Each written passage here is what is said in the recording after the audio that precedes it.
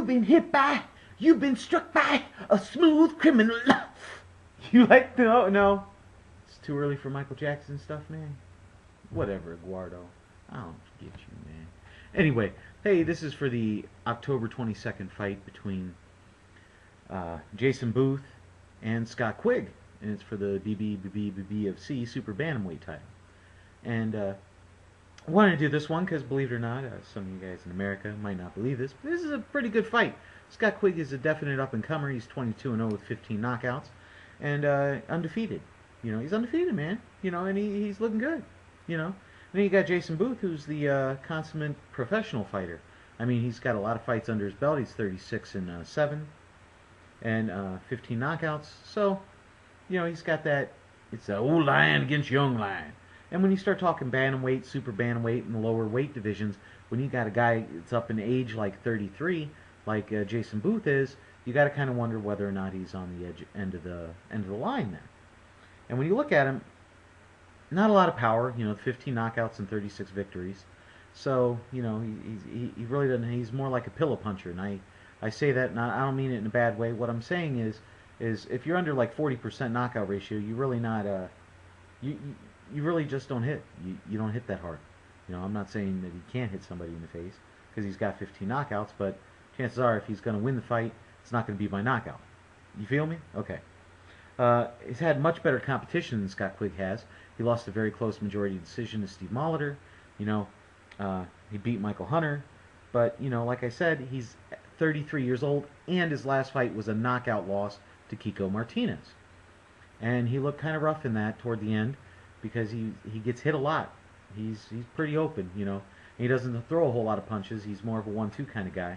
And occasionally he will throw in the combos. I'm not going to say he doesn't, but you know, when you watch the Kiko fight, you know, I watch more recent fights than old fights on fighters. You see what I'm saying? I don't. Anyway, he's a very good, solid pro. When you look at that, the D, like I said, he's open for straight shots and uppercuts. If you throw an uppercut, it's hard to miss this guy. Just saying. He's not active enough, and because of that, he's not really active when the fight comes inside on him. And that's where he's most open for the uppercuts and things like that. He does pump the jab. He moves straight back a lot. But he will double up the hooks and things like that when he is throwing his combos.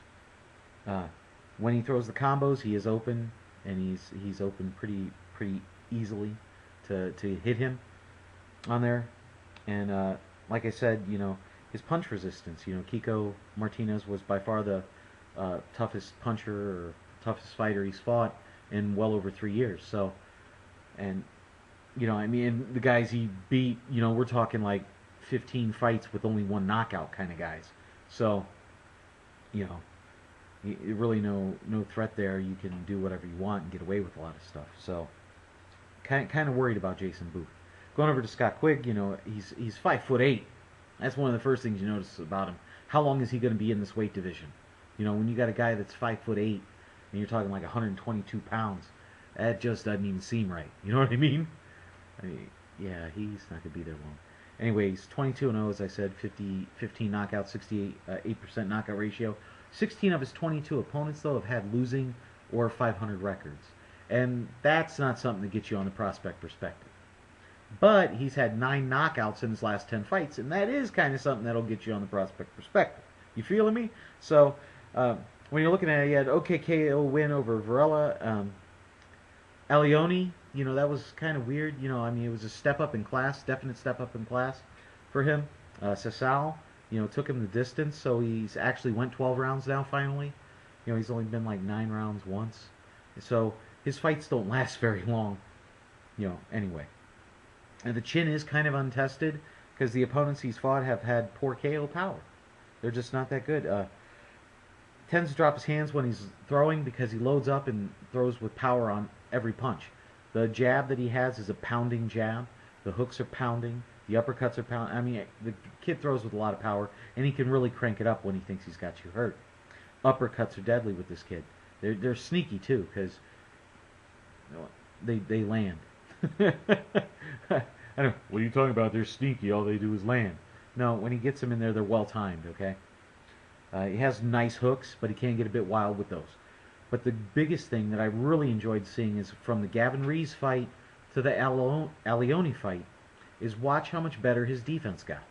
And that is something that should spark you up. If you watch the Gavin Rees fight, going into this fight, you would be like, oh, Jason Booth's definitely got a more than capable shot of this, because he was very open in that fight, took a lot of shots, wasn't his defense looked almost atrocious in that fight. He was getting hit with shots he doesn't get hit with now. And, you know, it's just nice to see that kind of improvement. You know, the D was a lot tighter when he was loading up and throwing the right hand. The left hand did drop, but he pulled it back up fairly quickly. So it's going to be harder to catch him on the counter punches and stuff, but he's still open for him. I'm not saying he's not. He has definite cumulative damage, because everything he throws with power. He works the body well. He comes in there, and while he's pounding, he's got you up, and just when you think, boom, he's ripping those shots to the body. Nice hooks to the body. As I said, he's getting better, and that's what you want to see with these guys that are up and comers. Well, you want to see that with every fighter, right? But what I'm saying is look at the two fights that I just said. I believe it's the Reed and the Alioni fight. And hold on, because I don't want to lead you guys astray. I don't want to have you guys looking at who's this Reed fight guy? Who's this dude? You know, I want to make sure that I'm giving out the right information for you guys as I switch here to my trusted site of BoxRec. And I want to go in there and just tell you the differences in the two fighters that he has. And the fight, I really want you to watch that Gavin Reed fight and then watch the Alioni fight. And I want you to see the defensive changes that he made, how much tighter he was when he was throwing those, okay? So please do that. Please comment, rate, subscribe on this. Oh, wait a second. I haven't done a prediction, man. You're going to let me get out of here without a prediction. Man, you're dropping, man. Hold the cue card up. You're falling asleep, Eduardo. Anyway, doing this prediction, after seeing these fights and how he's gotten better, I'm going to go with a knockout in the 9th or 10th round. Who's it for, man? Hold the cue card up, bro. Scott Quigg. Okay, there you go. Scott Quigg by KO in the 9th. He does all the work. I just sit here and take all the credit. Anyway, it's a Bigragu, alright? Please comment, rate, subscribe, friend us.